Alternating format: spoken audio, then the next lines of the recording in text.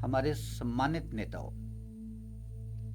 यह संदेश आपके अपने उन लाखों करोड़ों समर्थकों की तरफ से है जिन्होंने केवल एक राजनीतिक दल को जिताया ही नहीं, बल्कि एक विचारधारा, एक सांस्कृतिक पुनरुत्थान और राष्ट्रहित में एक अटूट विश्वास को जताया था।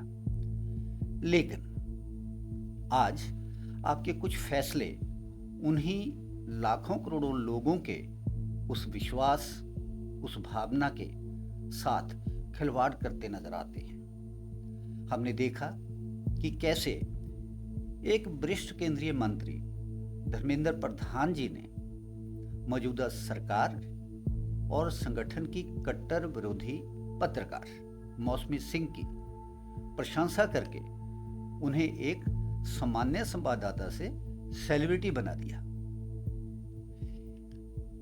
हमने वह भी देखा जब कोविड के उस संकट काल में करोड़ों लोगों के गैस सिलेंडर खत्म हो रहे थे, लेकिन मंत्री जी की कृपा सिर्फ और सिर्फ सवा नकवी जैसी हिंदू विरोधी आवाजों पर ही बरसी। हमने प्रकाश जावड़ेकर जी को सवा नकवी की किताब का विमोचन करते देखा, अरुण जेटली जी को सुनेत्रा चौधरी जैसी पत्रकार का साथ देते देखा, जिसने प्रधानमंत्री नरेंद्र मोदी जी के लिए अमानवीय टिप्पणियां की। हमने राजीव चंद्रशेखर जी को भारत विरोधी प्रोपेगेंडा फैलाने वाली वेबसाइट चलाने वालों से मित्रता करते देखा। और अब सबसे ताजा मामला, पार्टी अध्यक्ष और स्वास्थ्य मंत्रालय के मुखिया जगत प्रकाश नड्डा जी के मंत्रालय ने दीपिका पादुकोण को मेंटल हेल्थ ब्रांड एम्बेसडर बना दिया। यह वही दीपिका पादुकोण हैं जो भारत तेरे टुकड़े होंगे के नारे लगाने वालों के साथ जेएनयू में खड़ी नजर आईं, जिन्होंने सीएए जैसे राष्ट्रीय हित के कानूनों का विरोध किया, जिन्होंने खुलेआम राहुल गांधी को भविष्य का प्रधानमंत्री बनाने की इच्छा जताई, जिनके खिलाफ ड्रग सप्लाई जैसे गंभीर आरोप सार्वजनिक रूप से दर्ज हैं। हमारे सम्मानित नेताओं, एक सवाल हमारे मन में उठता है, क्या भाजपा सरकार में नियुक्ति की एलिजिबिलिटी का नया क्राइटेरिया यही है?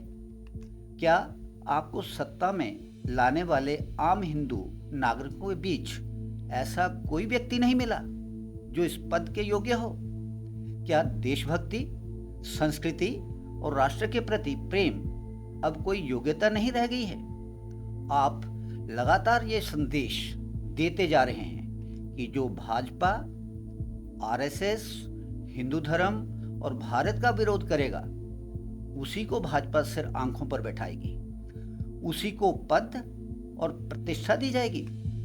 इससे उन लाखों कार्यकर्ताओं का मनोबल टूटता है जो दिन रात आपकी विचारधारा के लिए काम करते हैं। हमारा आपसे स्पष्ट अनुरोध है, एक, दीपिका पादुकोण जैसे लोग जो लगातार हमारी संस्कृति, हमारे धर्म और हमारे देश के खिलाफ बोलते हैं, उन्हें इस तरह का मान सम्मान और प्लेटफॉर्म देना बंद करें।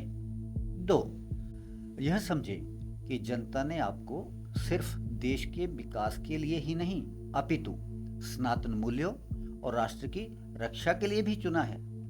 आप राजनीति की इस मानसिकता को त्यागें जो देश विरोधियों को गले लगाकर अपने ही समर्थकों की भावना को ठेस पहुंचाती है। चेतावनी स्पष्ट है, यदि आपने देश और धर्म के खिलाफ खड़े होने वालों को सम्मानित करना जारी रखा तो आप पर से उन कोटि कोटि लोगों का विश्वास उठ जाएगा जिन्होंने आपको इस मुकाम पर पहुंचाया है, और इसका सीधा फायदा उन्हीं वोट बैंक की राजनीति करने वालों को मिलेगा जिनके खिलाफ आप खड़े हुए थे। सनातन समाज अब जाग चुका है।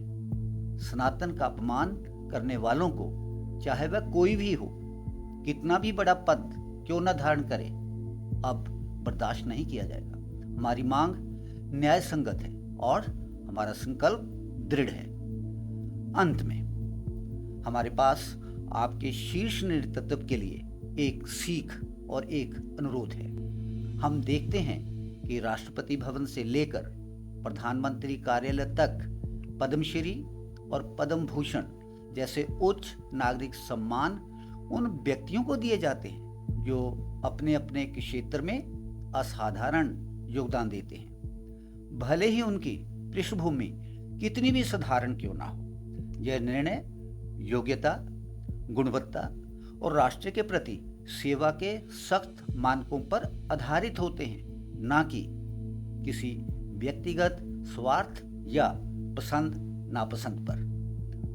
हमारा अनुरोध है कि भाजपा के वरिष्ठ नेता जो मंत्रालय या अन्य उच्च पदों पर आसीन हैं, उन्हें इस शीर्ष नेतृत्व से ये सीख लेने की आवश्यकता है। जब भी कोई ऐसा व्यक्तिगत निर्णय लिया जाता है जो वैचारिक स्पष्टता और जनभावनाओं के विपरीत होता है, तो वह आपके करोड़ों समर्थकों के साथ अन्याय होता है। हम शीर्ष नेतृत्व से विनम्र अनुरोध करते हैं कि वह ऐसे व्यक्तिगत हित में लिए गए फैसलों पर भी पैनी नजर रखे। एक केंद्रीकृत और सतर्क दृष्टि यह सुनिश्चित करे कि देश प्रेम और सनातन के प्रति श्रद्धा रखने वाले आपके समर्थकों के बीच किसी प्रकार का कोई गलत संदेश ना जाए। केवल तभी आपके सबका साथ, सबका विकास, सबका विश्वास के मंत्र को सार्थकता मिल पाएगी।